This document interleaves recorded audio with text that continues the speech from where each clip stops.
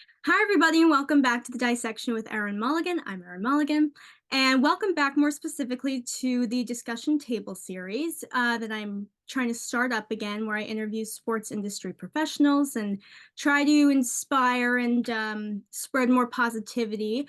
And today, basically, to put it really simply, I'm with a beyond diehard Yankee fan and very excited to talk a lot of baseball. So I have here today the founder of the Bronx Zoo, the founder of Get Better Motivation, and a Mount St. Mary College alum, Jake Kosack. So thanks, Jake, for coming on.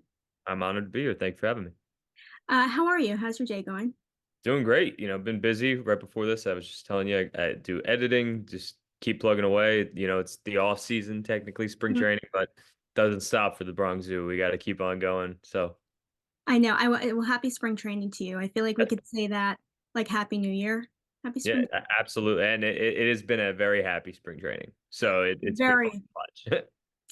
I know. And congrats on hitting 100,000 followers across your platforms. I Thank you. saw that. That's so Appreciate it. exciting. I'm still shocked every time that number goes up. So I'm very grateful. I know it's so great because I mean we'll talk about it a little bit more later, but I feel like, and I've heard you say this before in your videos, but you've created a little bit of a community amongst the Yankee fan base because there really wasn't much of an outlet for everyone to talk with each other on or kind of interact. So Mhm. that's really exciting that your followers keep rising. Very I always say when we started it it's been the same message since I first went out there the first day. Like I mean people talk on Facebook groups and people would talk on Twitter, but you never see their faces. You would never, Mm. you might hear their voice on a radio show or calling into a sports New York program, but they never get their moment to shine and to have the opportunity to give people, not only the chance, but a lot of times that these videos, the views rack up, they go viral, and like, you know, to me that's rewarding. Like, I'm not even the video might not have anything to do with anything I said, and that's okay. Like, this isn't about me, and to give them that chance and give them a memory at Yankee Stadium is what I'm really really proud about. I know it's so exciting to see all the encounters that you have. Lots of funny ones and a lot of really meaningful ones too. So yeah, I'm excited to talk about more of that later. But I was really thrilled to just that you said yes to coming on because I feel like we're pretty similar in the sense where we want to inspire people and make people feel good.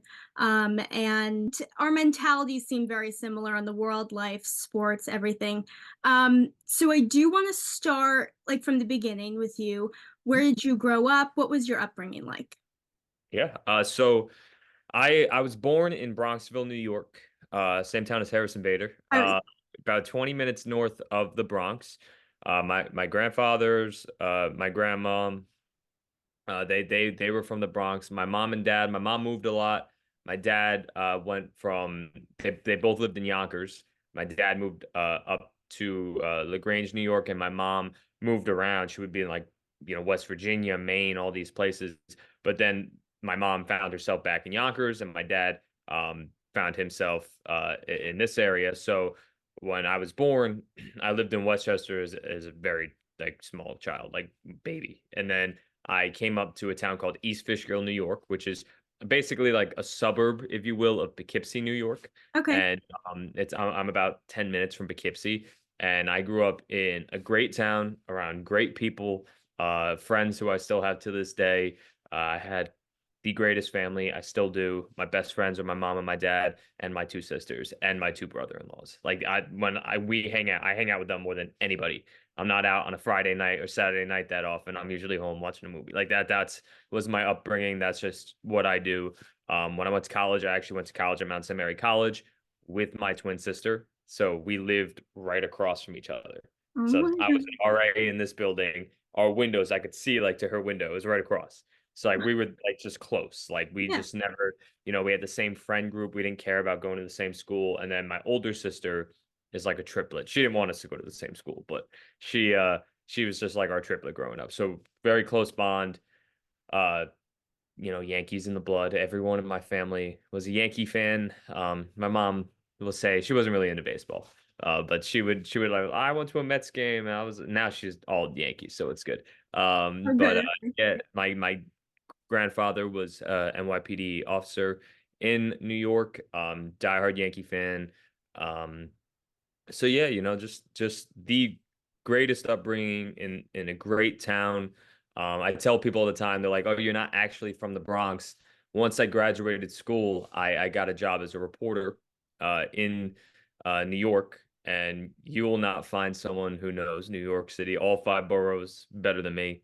I was on the streets as a producer, as a reporter in all areas. Some people are like, "Oh, you just hang outside 161st."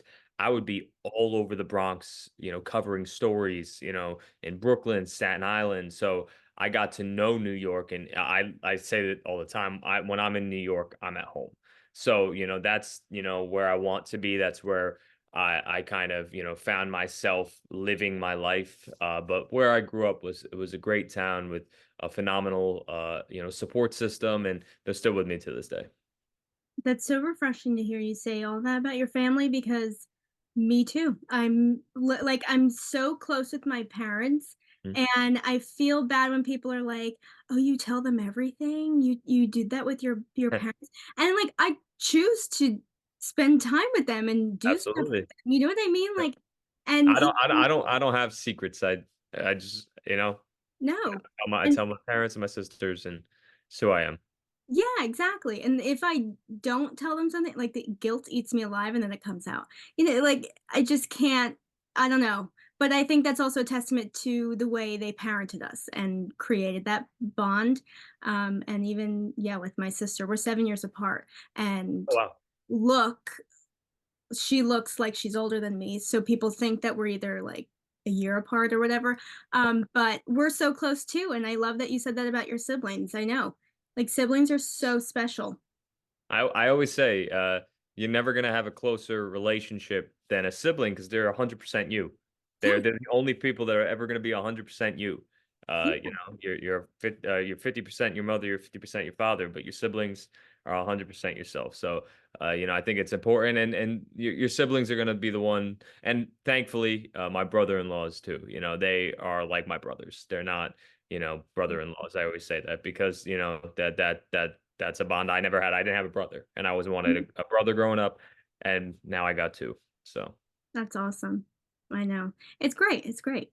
But, you do have this track record of immense accomplishments at such a young age, and when you look at them, it what shows through the most is passion and a life of service, basically, and I just wanna talk about your college experience a little bit, and let me just read off I wanted to read off a couple of awards that you've gotten.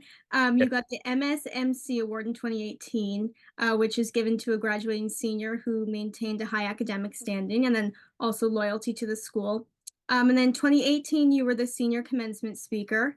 Mhm. 2020, the board of trustees speaker. And 2017, you got the Dyson Scholar, which is given to a Hudson Valley resident, dedicated to community service. Um, that's a lot, and it's very rewarding.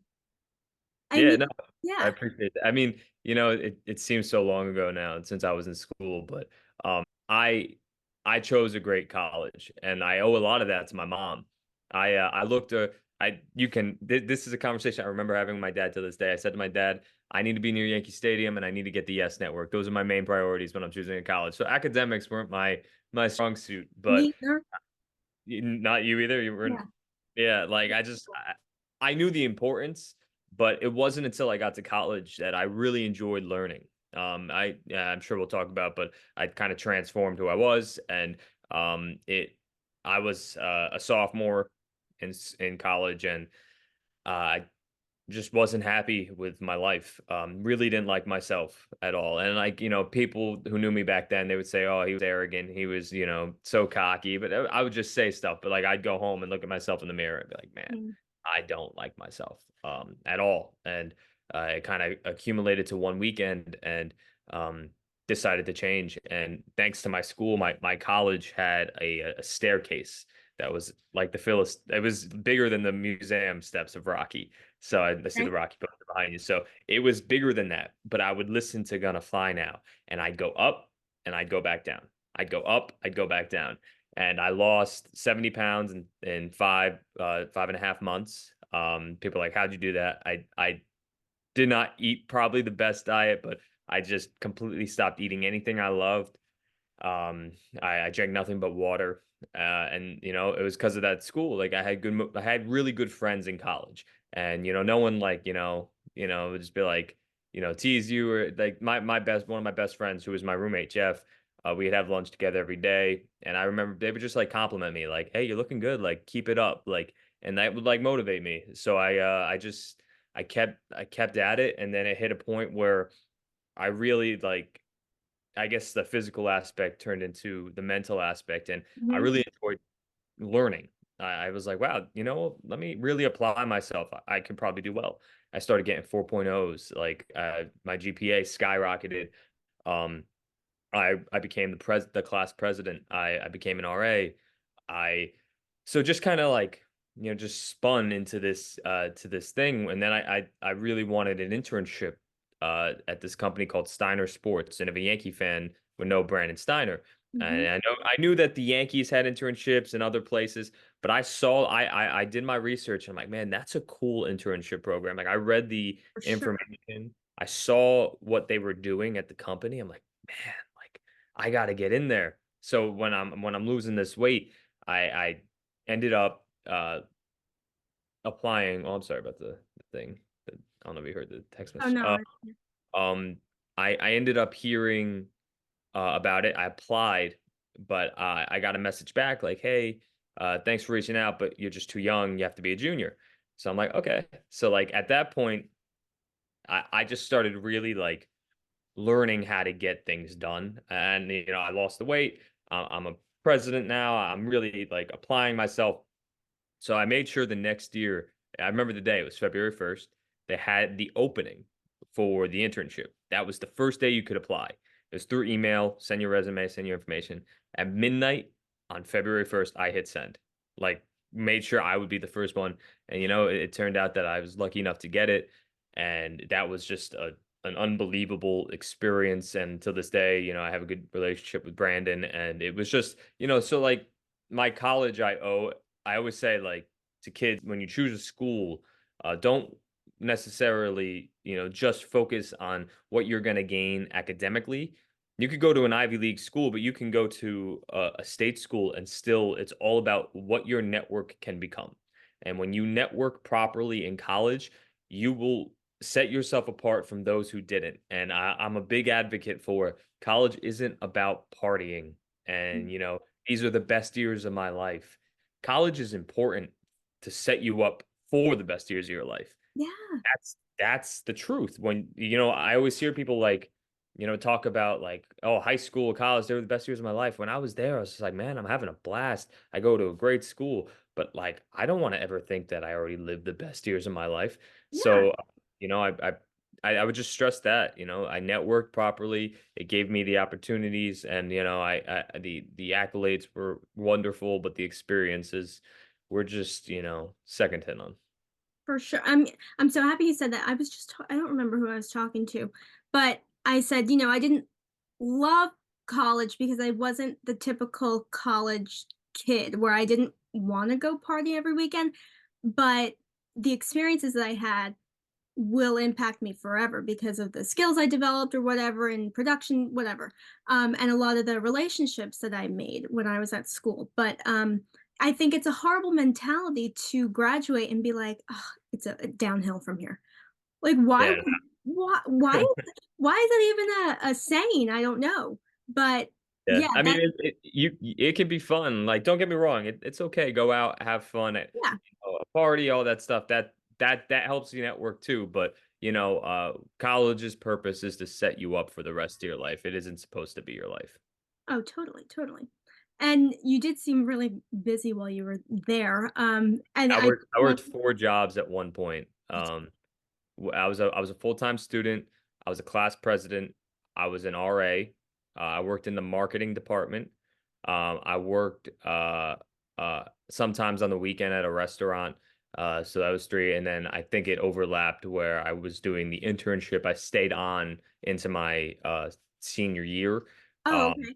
so it wasn't just the summer. I ended up staying on because we produced a lot, so, I worked with them still, so, like, it would overlap. I was, like, working 4 jobs, class president. I didn't have much time to do anything else, so But you did important things. I mean, um, it was exactly what I wanted to be doing, right. like, that people would be, having a good time at school. I would see them, throughout the day, sometimes on the weekends, but I'd be going to these events where I'm meeting these athletes. So it was just like, that's what I wanted to be doing, being around baseball, being around the Yankees. So no regrets. Oh, yeah, totally.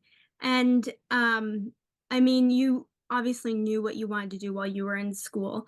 And so you did stay on with Steiner Sports, and then you even worked at TMZ.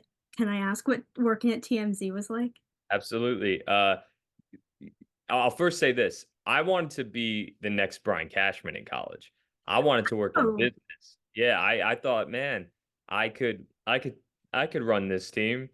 I yeah. don't like analytics at all. Like numbers, I did good in stats, but like I was just like my mom always said to me growing up when was forced to watch MLB Network and Yes Network with me and my dad. So she'd always see, like Greg Amsinger or Mhm. Michael K. Be like, Jake, you can do that. That could be you. You could be on TV. I'm like, nah, because I did theater growing up. I Okay. did I played sports, but I also did theater. I loved it, helped me, gain confidence. Yeah. You microphones, I like to perform. So I always liked acting. So my mom would always be like, "You're gonna be on camera." I'm like, "No, I'm gonna be on the business side." So when I graduated school, I thought that's what I was gonna do, but I ended up getting a consultant job between graduating and TMZ for about 9 months. And at Steiner, I got to do a little bit of on-camera stuff, some just videos, and I kind of enjoyed it. And when I was doing this job, it was a great opportunity, and I had a lot of fun with it. But I realized that I couldn't sit behind a desk or, not be. I liked being out in front of people, out in the city, going to different locations. So I took that opportunity to, kind of just apply to different entertainment jobs. And TMZ, the opportunity came, I saw it and I was like, oh, let me apply. And I'll say this, I had a blast and they were great to work for. I had great bosses. They were super fun. I got to focus on TMZ sports a lot. So if you look at like my website, I have jkosack.com and it has a bunch of the interviews I did. And a lot of it's TMZ sports. And I was, very sports focused.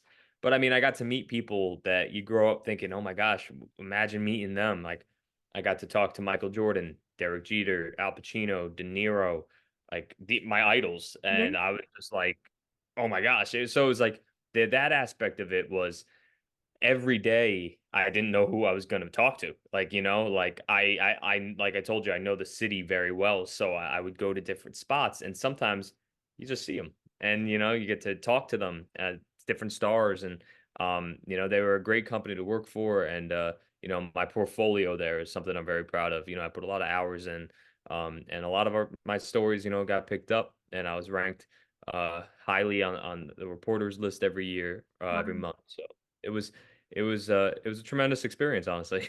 That's awesome. So what was Jeter like in person if we're talking Yankees? Was he just did he I come mean, off as a normal guy? yeah, he was Jeter. He was just, like, cool, like, beyond belief, and, at that point at Steiner, I met a lot of Yankees. So I met Mo, I met Don, um, I met, Brian Cashman, I met, Boone. So I was comfortable. I don't get starstruck.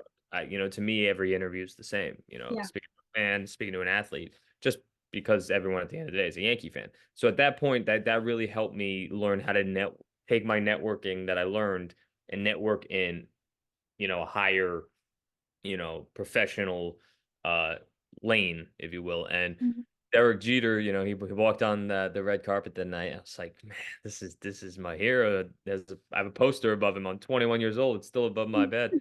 And, he walked over, he was, cool as hell, and, I shook his hand, and he kinda got after we were done, I'd, like, talked to him for, like, a minute, and he got, like, taken away to go to the next person by his reps, and he made sure, I'll never forget, he, like, made sure to turn around and shake my hand and say thank you. And I was Oh, just like something wow. like that, and I think I made sure to have my Yankee necklace out because he grew up having one of these, so I Mhm. think he saw that, and that could've helped, you know? Wow. See, I feel like it's little things like that that celebrities do sometimes that you realize, oh, they're very human. They are Oh, humans at the end of the day, and they're actually not like, they don't have a big head. and I don't say it just because, I love the team, but a lot of the Yankees that I met would be some of the nicest guys. Uh, Johnny Damon is one of the nicest people you will ever meet in your life. Doc Gooden, Tino. So I got to meet those guys there before they ended up being on my show. So that would be a cool. That's cool for me. Like I used to be behind the camera talking to these guys, and now they're on my show. Mhm. So very cool. Well, so, yeah, I was gonna ask you about that because I imagine working there at TMZ allowed you to develop skills, in Oh, for sure. production or whatever, like, for the Bronx Zoo. Um, so did you leave TMZ to pursue the Bronx Zoo? Is that how it went? No, I actually went to a company, called Newsmax. Uh-huh. Um, they, based in the city, and I was a producer. Another phenomenal experience. I worked with, and I don't just say that, like, this Yeah. was really good people I got to work with there too, and, we really did some cool stuff together. Um, and I got to travel for that job, which was really cool for me because I love to travel. Not even necessarily like everyone wants to travel to Europe and all these places. I want to travel the country. I want to see, what Me um, too. America's about, like different. Like, everything's so different. And at that job, I got to see like how different some areas are. Yeah. So I was a producer there. I did a lot of editing.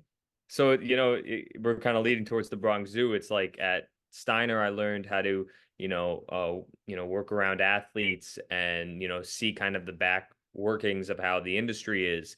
And then at TMZ, I learned how to be a reporter and come up with interesting, knowledgeable questions that are going to attract audiences. And then at Newsmax, I learned how to produce and, get things done and on time restraints and editing. And, it kind of led. And I just hit a point where I said, I've had all these experiences really young. I've done so much at this point, but I want to be on camera. And I know in sports that that opportunity is just not going to be handed to you. Mm. And I said to myself, the it didn't start as like a TikTok thing. It started with I'm gonna make a YouTube show.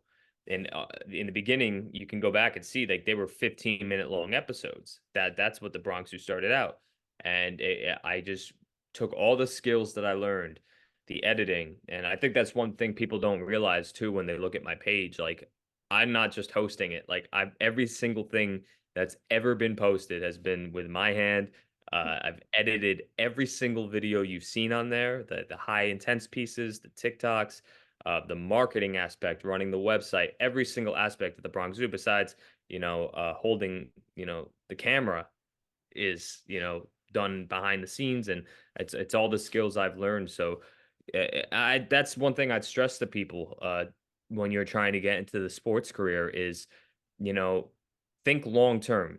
A lot of Mhm. people think instant gratification is going to be the way to to make you happy, and the truth is if you want to be really good, if you look at the really really really good people in this industry, I never wanted to be a social media star. That's not my goal. I want to be a respected entertainment host within sports. Yeah. Different than what a lot of people kind of aim for, but people work behind the scenes for years and that's what gets them really good. So I would just find when you're applying for jobs, just find things that are going to improve your skills and that not might not necessarily like you might not think it will, but the jobs I took, they ended up, really helping me understand what it takes to thrive in television um and in sports and turn it into something unique and something that can propel you to where you want to be. It's not going to be tomorrow, but it could in 5 years. Right, exactly. So, the Get Better Motivation and the Zoo, what came first? Were they at the same time? Get Better was 2018. Okay, Um, no, sorry, January 31st, 2017. So 20. okay, I just okay. remember I remember I launched it on everyone likes New Year's resolutions, but I think they're ridiculous. So I said I'm going to launch it the day before New Year's because I you love that. shouldn't wait for a day to change your life. So get better motivation. It really that just started out as like a personal brand that like I never necessarily thought it'd be the next Nike. It was something for me and my friends and my family. Like we'd wear the shirts and my friends still wear the shirts, get better. Like it was just simple concept, but those are the words I always said to myself. I'm not good enough.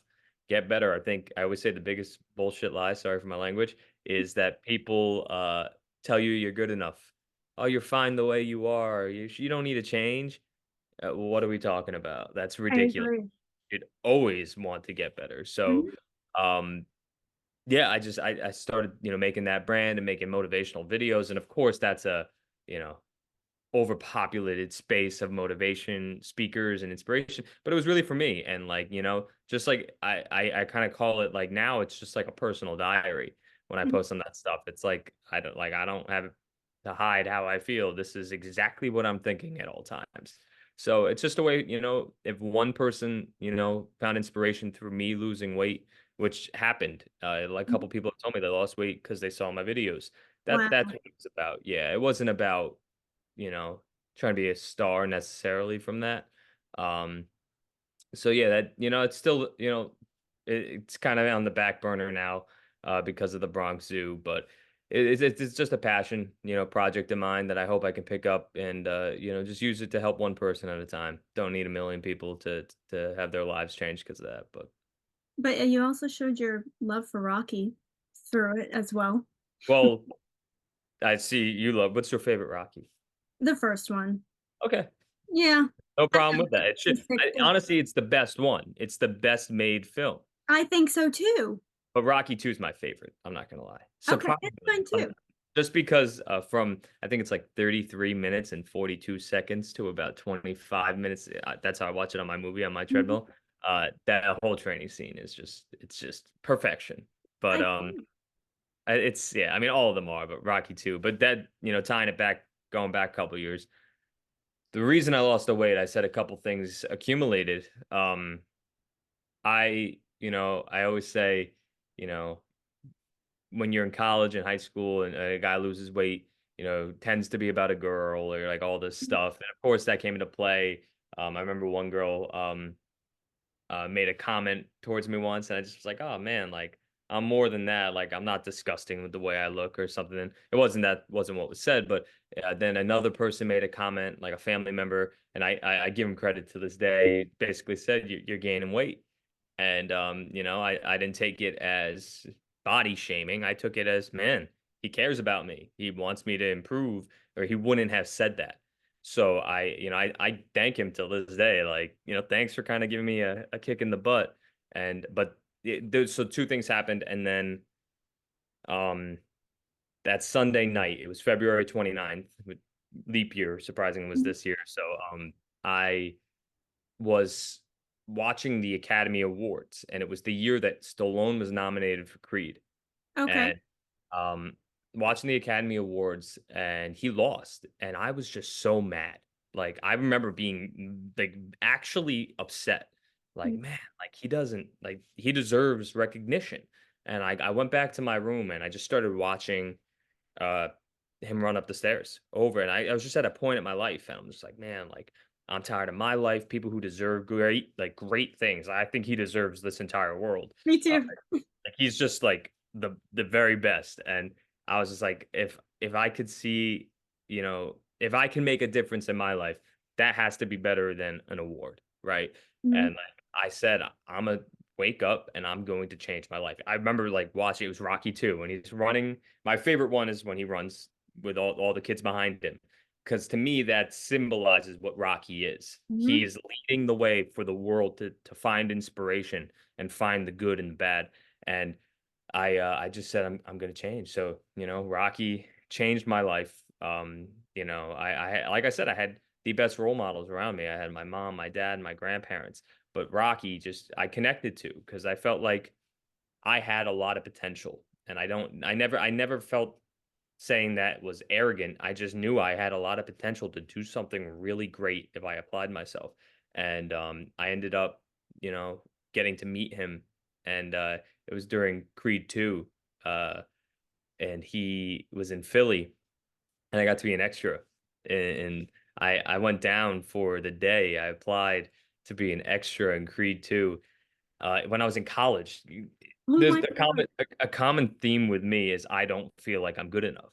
I Mhm. just don't. I'm not good. Even like right now, when I hang up on this conversation, I'm gonna try and find something to make me better because I just never feel like I'm good enough, and that's just who I am. I want to do something great to fulfill that, and it's not like, oh man, I'm down on myself. It's more like I can do something more, right? Constant I improvement. Yeah, I can always be something better for other people around me, not just myself. Mhm. So, but this one was kind of for myself. I was in college. I was a senior. I was about to give the graduation speech in a couple weeks, and I literally quoted Rocky in it, the famous speech. So I said, you know what? I saw an advertisement in my theater class. Ironically enough, I had to take like a theater class for an elective, and I saw the ad for Creed 2 be an extra.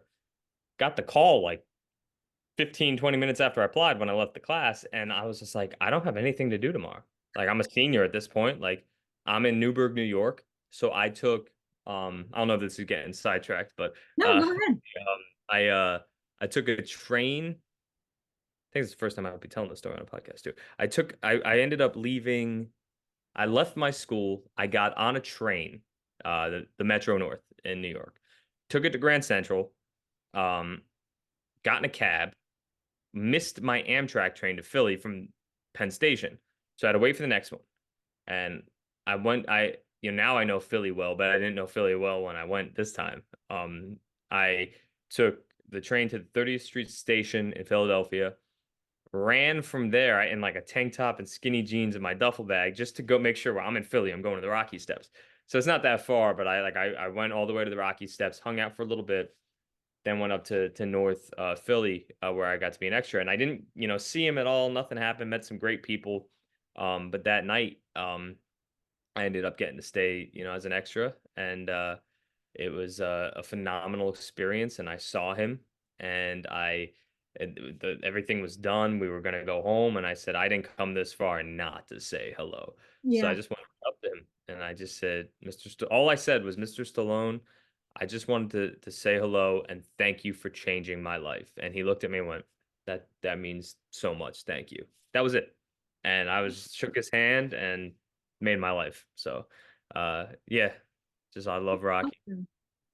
Oh, that's so special. That's so cool. Yeah, it's that it, and I remember the craziest part about that was at that point I missed the next Amtrak train. It was like midnight. So I'm in Philly, I don't have a hotel, and this becomes a common theme with me. I don't need a five-star hotel. Give me a bench and I will sleep on it. Like I don't like I just I'll be okay. And of course my mom's worried. I ended up sleeping in a hospital lobby that was there. I asked the lady, "Can I just chill here for a bit?" And I kind of just slept in the chair. 5 a.m. comes around. That's the next Amtrak. Take the Amtrak to Penn Station, walk to Grand Central. I get to Beacon, New York at around 8:40, but I gotta be back at 9 because I'm giving my final speech for my speech class. And I didn't write anything down. I didn't Oh write my my speech. gosh. So it was supposed to be something inspirational. So all I did was talk about what I just did the last 24 hours. And that was my final speech. Did you get a good grade? I got an 85. I think he Oh, realized that I didn't write anything down, but I think I got an A in the class. But okay. yeah. Oh my gosh. So That's yeah, that was perfect. one of my favorite stories. That's awesome.